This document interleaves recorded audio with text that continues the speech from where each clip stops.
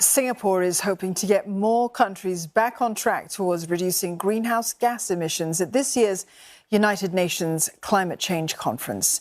The COP28 conference takes place in the United Arab Emirates from tomorrow, and participants will be submitting their first report cards on efforts to slow rising global temperatures. Now, one of them is Sustainability and the Environment Minister Grace Fu.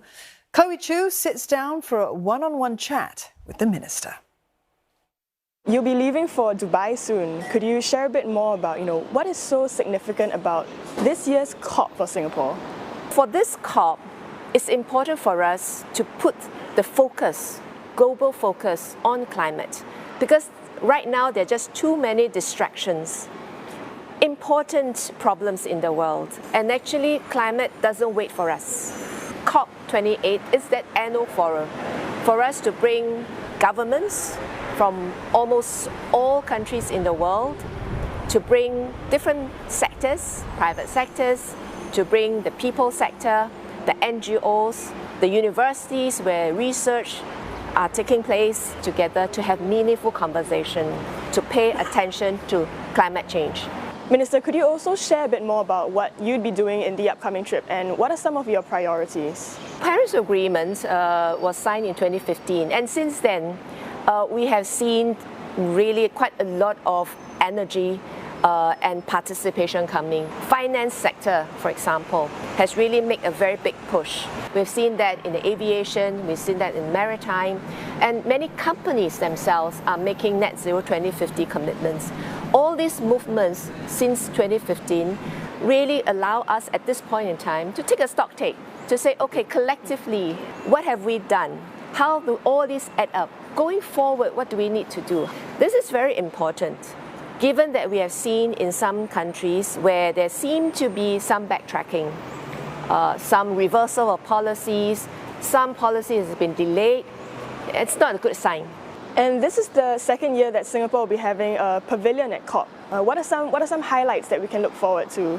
What we have learned from last year is that it's a very useful place for participants together. They need a place to really get together, to exchange notes, and to really inform each other about what they are doing. So sometimes you're doing in what your industry has an impact on mine, and I can borrow some of the technologies that I see and apply it in mine as well. It's going to be a big COP. Many people are attending, many top-level CEOs are attending COP, and it's important for them to also see what others are doing, so that these deals get the mind share of decision makers, of policy makers, and we hope that this will be a great opportunity for us to showcase and also to scale. I understand this is the first time there will be a youth delegation as well.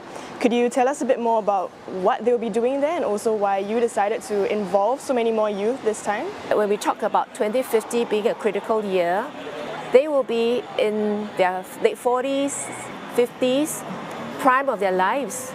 They're probably business leaders, industry leaders, or even policy makers themselves. And if they're going to be in the stewardship position, they should really get involved right now and to help steer this mothership of ours. And we want to make sure that when they're making certain decisions, the trade-offs that they're proposing, they have full picture of the constraints, of the needs of the people, industry and government. More importantly is that we think that it's a great opportunity for them to grow as climate activists, because climate is a global problem. For us to have a global solution, we need to be inclusive. So our youth also need to take into consideration the views of other youth activists from other countries.